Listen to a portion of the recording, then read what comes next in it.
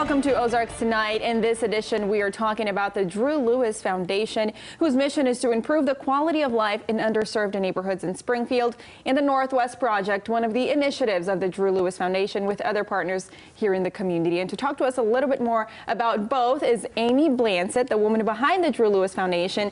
Amy, thank you so much for being here. Thank you very much for inviting me. So I want to get started with the Drew Lewis Foundation. Northwest Project is one of the initiatives you're working on. Let's start there with the Drew Lewis Foundation. Tell me a little bit about the history, the background, how this got started. Sure. Well, I actually moved into Grant Beach over 10 years ago, and living there, I loved the old homes, the historic nature of it, but I also began to really learn about some of the other things that were growing as far as crime, empty properties, and just what that means. After living there for several years, I noticed also that the school, the Fairbanks, had closed, and even though I moved out of the house that I owned, I maintained it as a rental. And so the Fairbanks closing meant that my rental was not necessarily as secure because people were concerned about what was happening there's honestly prostitution and drugs that were moving through this old abandoned school. So I had called to figure out who was responsible for it, who was going to do something about it, and just the timing was that the school was available for sale. Wow. So to save it, it's an amazing historic building. Drew and I ended up purchasing it. Shortly after we purchased it, though, Drew did pass away. His immune system didn't respond well to some treatments, and so I went from this big dream we had to, oh my goodness, I bought a school, what in the world?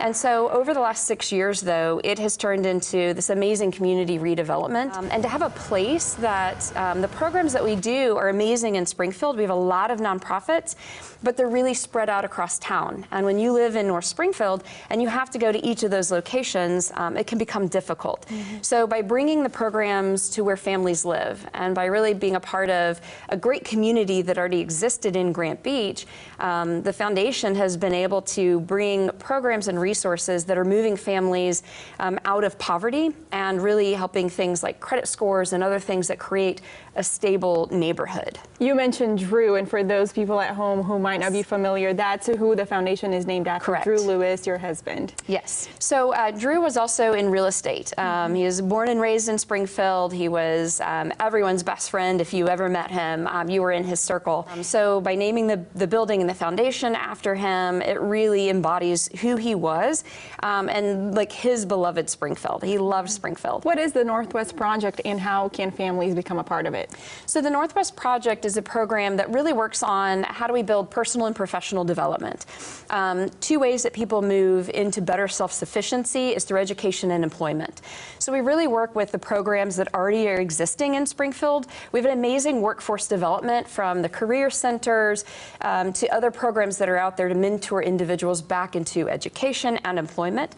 So it really is walking along with them, making sure that they know the resources that are out there.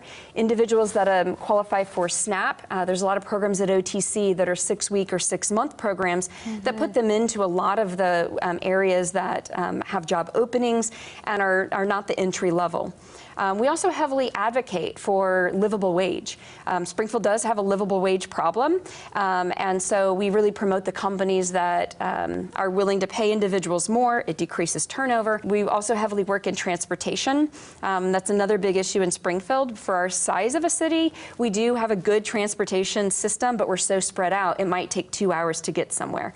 We've had amazing donations of vehicles or repair on vehicles to make sure that families can get to work.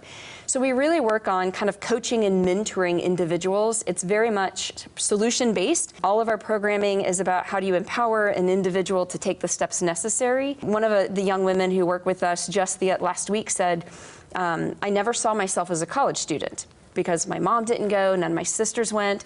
So college wasn't a thing for my family, and we helped her get enrolled, and she's completed a year at OTC and doing amazing. And so it's things like that where it just, again, helping someone see the steps it takes to create that self-sufficiency. Amy, this, the foundation started years ago, and now you're looking at all of these great projects and you're seeing the results. What is that like for you to look at, you know, a dream that you once had with Drew and you were able to carry this on when you said, I purchased the school, what am I going to do? Yeah. And now you're looking at all of what Northwest Project is coming to do for the community, and now Fairbanks getting ready to open its doors in the summer. What is that like for you? I had a friend come to town who had never seen it, but has followed it on social media.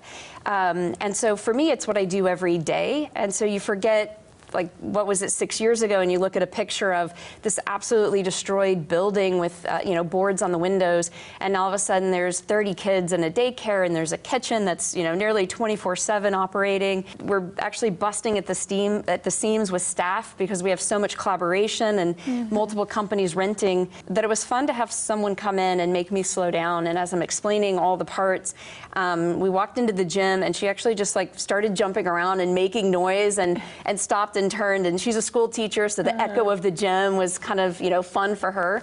And she'd asked me that. She's like, have you ever just like stopped? Do you just stop and realize like what this is?